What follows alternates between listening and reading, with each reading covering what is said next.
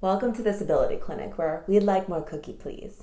More cookie, please. Thank you. My name is Dr. Van, like Access Van.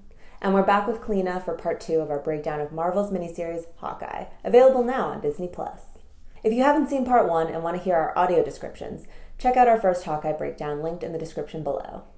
Today we're going to break down Hawkeye's depiction of the hard of hearing experience via its titular character, Hawkeye, aka Clint Barton, played by Jeremy Renner. Spoiler warning for episode 3 of Hawkeye. In this first clip, our badass deaf superhero Maya is with her second-in-command and sign language interpreter, Kazi the Clown. They have apprehended Hawkeye, aka Clint, and his partner, Kate. Clint and Kate both have their hands tied, but Maya sees that Clint is wearing a hearing aid, so she unbinds his hands so they can converse using sign language. Using ASL, she asks him if he's deaf. Sorry. Hard of hearing, not deaf. I love how the guy tries to sign and he's like, at the beginning, like, I have to sign. So that's kind of funny, but you know, it's not funny, but because it's true in a lot of deaf community. A lot of people who are hard of hearing don't sign. Maya continues to ask some questions using ASL. Oh boy.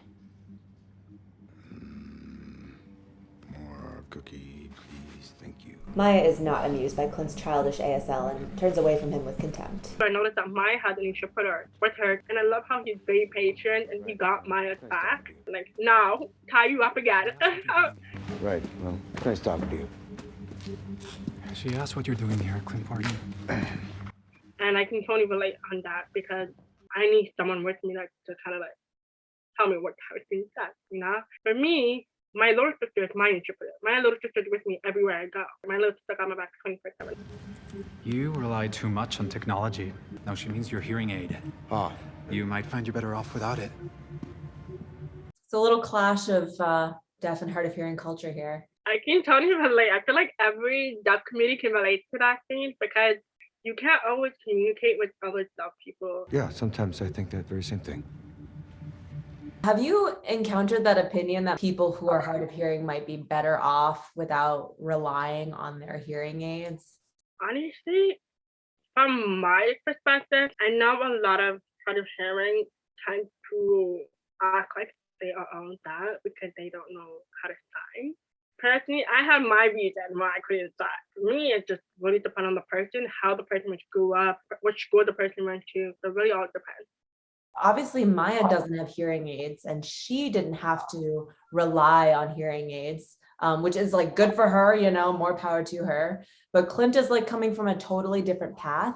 And I feel like she's being a little bit imposing, like she thinks her way is better when really, you know, she could be more respectful of like where someone else is coming from, because his story is completely different from hers. Exactly. I agree. It's up to the person's choice to sign or not. Especially that thing is definitely the problem right now in the deaf community. Like, nobody wants to respect each other's choices. So Clint breaks free and is being pursued by Maya's goons, otherwise known as the Tracksuit Mafia. Maya catches up with him, and then they have a very well-matched, skillfully choreographed fight. She's kicking and flipping and stomps both of her feet very close to his crotch. Clint smashes something against Maya's prosthetic right leg, and she doesn't even flinch. Maya uses his hesitation to actually kick his hearing aid out of his ear. The audio is suddenly dampened, with a faint, high-pitched ringing in the background, and Clint's hearing aid clatters to the ground. You can hear Maya's footsteps approaching, and she stomps her boot down on the hearing aid, smashing it and flicking it away like a cigarette butt. Cut to Clint and Kate escaping. My hearing aid's smashed. Come on, we gotta go. Let's go. Yes, boss. Hey, get over here, I need you to drive. What? I don't want to drive. Come over here. I'm not hearing you. You drive, okay? Oh my God, that is so funny. That is literally my life. Every time someone sees I'm deaf, they do that. I'm like, I can't hear you. I know how he's doing. Hello, I can't hear you. I'm not hearing you. You drive, okay? And so begins an impressively long take capturing an epic car chase. Let's go! Clint is forced to drive while he and Kate are pursued by the Tracksuit Mafia. His driving is extra erratic. He's got to take his eyes off the road to look at Kate's lips, and to avoid the bad guys, he's using evasive maneuvers like driving down the wrong side of the road, with cars having to swerve out of his way to avoid a head-on collision. What do we got? 4, like she put 4, like there's 4. I like that she did that towards his hand so he can see like, oh shit, there's 4 cars. I'm gonna turn around. That was a good catch that you saw that she held up the 4 fingers. Kate, like she's not really used to being around someone who's deaf or hard of hearing. Like they're just kind of getting to know each other. So I thought it was really insightful and like smart of her to be doing that so quickly. Like she's learning quickly how to help him. Wait. That makes sense why he said you drive instead of I drive, because he needs to consistently look at her lips, which is interesting. I'm a driver. Sometimes I do that when my family or friends are talking to me when I'm driving. It's just so not safe. If you're in the car, I speak up a little bit louder. You know, that's my advice. Come on. It's growing. Play-Doh arrow? What? I can't see nothing. So spoiler alert, they survived that. Their getaway car was totaled, so Clint and Kate are taking the subway home after escaping the bad guys. Kate mentions they should probably walk the dog. Gotta walk the dog. He's been cooped up all day. You're not wrong. At first it seems like Clint is agreeing with her, but then you realize again he still can't hear her. I'm not quite sure how long a dog can Call walk. yourself one of the world's greatest archers. Nevertheless, they are on the same brainwave because he also brings up how they should take the dog out. Probably should walk the dog. What do you think? Been cooped up all day. I thought that was super cute. Right? Like I feel like they're trying to build that communication. Like you can tell, like so she's trying to figure out how do I have a conversation with someone that is how do I do that? It takes progress for words to get into our brain. It's like, oh, that's what they said. That happens to me a lot. Like even like 5 minutes later, I was fine to someone like, yeah, let's watch that. I don't do that. I don't know why. Like if my friend be like, hello, did you hear me? I'm like, yeah, you say you watch the dog, right? But you didn't respond. In this next scene, Clint is back at the safe house.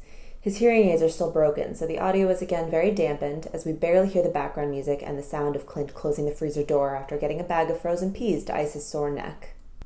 We see Kate enter the apartment behind him, coming back from walking the dog.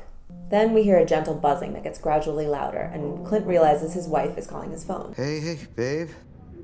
Hey, listen, I can't really talk right now. Maybe, do you have time to text? Can you text? Can you text me? Kate gets Clint's attention and starts writing frantically on a pad of paper to communicate to Clint that it's actually a little boy's voice on the phone, his son. Nathaniel, what are you doing, buddy? Is everything okay? Where's Mama? My previous unit, I couldn't hear very well on the phone either. I couldn't hear anything. I couldn't even have a conversation with my bank. Kate writes everyone asleep. He's bored. You're bored. Why don't you go get some breakfast and read a book or something till Mama wakes up? Especially my little sister who's always with me 24/7. She would take the phone call. I couldn't do it. I was just like that guy. Like even that girl when she writes things down. Even my sister used to do that too. I really wish I could be here with you, buddy. I think I'll be back in the next day or so. Yeah, we'll be in time for our ugly Christmas sweater party. You ready for that? Clint looks expectantly at Kate, who shrugs back at him because apparently Nathaniel hasn't said anything. Wait, buddy? Kate holds up her notepad, says it's okay if you can't be home for Christmas. Clint reads it and looks a little defeated that his son expects to be disappointed. You know I'm going to be there, like I said, right? I'm so happy to hear your voice. Clint's voice is a little shaky. He's visibly heartbroken that he's not with his family during the holidays. I love you. I love you more. I know he felt a little embarrassed when she had to keep writing things down for him really fast, and she had to, oh my God, okay. This and like, you know. Yeah, I thought that was such a honest representation of what it feels like to not be able to hear someone over the phone, which is something everyone who can hear takes for granted all the time. In the whole scene, you are from Hawkeye's perspective, so all the sound is dampened. Like you can really only hear it when he speaks, so that's cool. And then when Kate, the girl, is helping write stuff down, she's not confused, she's not acting like it's a chore, she's just being helpful. So I really liked that portrayal because it seemed very honest and authentic, and it was as positive as you can make it, I guess. Thank you. Kate nods and acknowledges his appreciation, a look of understanding but not pity in her eyes. It really sucks because, every technology, especially the hearing aids, are very different and not everybody can afford the most expensive one. Especially the one I have, thank goodness, thank God, my hearing aids is Bluetooth. I do not have to go through the struggle to go through what the guy just went through with his son on the phone. In this last scene, Clint and Kate are sitting on a stoop in Chinatown with their one-eyed golden retriever called Pizza Dog.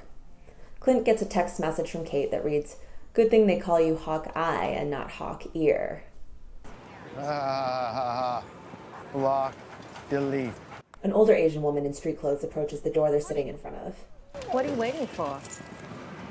You're the doctor, right? I'm very busy. Oh, well, really need this fixed. Please? Give me 5 minutes. Cash only. Thank you. Told you we'd get it fixed. How easy is it to get hearing aids fixed? It's not easy. For hearing aids, it takes 2 weeks to get fixed, especially if it's broken like that. And if it's not fixable, you will have to wait almost a month to get your hearing aid in. How expensive is it? I mean, I assume hopefully it's covered by insurance, but do you know how much it would cost out of pocket? $1,000 to $3,000. Yeah, that's pretty expensive. And that's a pretty important piece of equipment. I just kind of wish that he would go to an audiologist instead of that Chinatown. Yeah, that was kind of weird, right? I don't like it when they do that because, Chinese people make everything, and it's like, really? The setting could have been better, to be honest. So I definitely agree because it seemed way too easy. Like, oh, they just knew that this doctor in this random alley can fix hearing aids when really they'd be on the internet, they'd be Googling, or he'd already have an audiologist who he knows to call, who's probably not her because he doesn't live there. fascinating. Is that all done? Can I get some more coffee, please? Yeah, sure. Thank you. I want to hear what are your impressions overall of seeing these hard of hearing and deaf characters? Honestly, I would say this is the first time I ever seen a deaf person and a hard of hearing in a movie, to be honest. This is technically a miniseries, which is basically a movie stretched out over 6 episodes. Kellina's point stands that there is very little representation of the deaf and hard of hearing experience in popular media. The only other TV show she could think of with a deaf main character was Switched at Birth. There's also a recurring deaf character in the show Supernatural, one of my favorites. And of course, there's a Drunk History episode on the passing of Section 504, which features a ton of people with disabilities. I love the fact that Maya was so confident but didn't take no BS. But with the next character, I kind of wish they give him a little more boost. Especially he have a son and he's a grown man, so it's kind of you wish he'd had a little more confidence. I just wish he had a little bit more confidence, but I understand because not every deaf person is confident like that. I also think it's kind of a nice perspective that he wasn't perfect with sign language. He's hard of hearing later in life as an adult, so he's kind of grappling with hearing loss differently than someone who maybe grew up as a child with hearing loss. So it's kind of cool that you've got Maya, who's super confident and super awesome, contrasting with him, who's very awesome, as a superhero, but as someone with hearing loss, he's earlier in his journey. So I thought that was a nice contrast. They're not both perfect people with hearing loss. He's got flaws. Overall, looking at the movie, I can relate it so well. I just wish there was more movies around that, especially with the disability community. There needs to be more awareness about it. I feel like the Hollywood industry really slack a lot, and just sad that there's only very few movies, and especially it's not good for the next generation to feel like they can't interact with the hearing loss, right? And that's the only way that people will learn is based on social media, movies, and shows. So I'm really glad they came up with this movie. Representation of the deaf and hard of hearing experience in popular media is rare, but it's getting better. This year was the first time a deaf man, Troy Kotsur, has been nominated for an Oscar for his performance in the film CODA, which stands for Child of Deaf Adults. Troy Kotsur.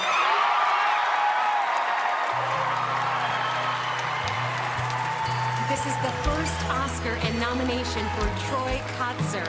He is the second deaf actor to win. I really want to thank all of the wonderful deaf theater stages where I was allowed and given the opportunity to develop my craft as an actor. Thank you. And the Oscar goes to... Okay, Coda. Coda has 3 Academy Award nominations this year, winning all 3 for Actor in a Supporting Role, Adapted Screenplay, and Best Picture. Thank you to the Academy for letting our Coda make history tonight. Fun fact, Marlee Matlin was the first deaf person and actress to ever be nominated for and win an Academy Award for her performance in Children of a Lesser God, and that was back in 1987. This was also the first year that the Super Bowl halftime show featured deaf and ASL performers alongside the halftime show performers. But it was in a separate app and there were a lot of hoops to jump through, so accessible is a generous word. If you want to see more representation of disability in the media, like this video and subscribe to Disability Clinic for more accessible and entertaining education. For more Kellina, you can watch me interview her on this channel, and you can check out her Instagram and her professional website, linked down below. Until next time, thank you for watching, listening, and learning. Why am I so nervous? Why am I so nervous? I do this all the time now.